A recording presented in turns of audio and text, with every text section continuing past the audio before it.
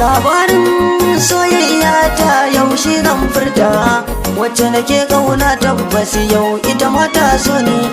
Masoyiya ta yau ta ban dankon kauna, kamar a mafarki tun farko na kama da santa. Idanuwa kafafu yau sun gane gurinta, rayo gamo da kyakkyawa ya zan umbata.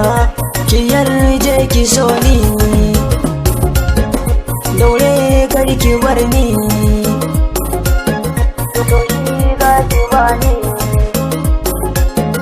Labarin zuciya an cika tambayi fuska, yau ni na yi bacci har ma wai na farka. Kalmar so ta furta ai haka ne ba shakka, ta sa ina tunani masoyiya ki ganni, amana ki bani.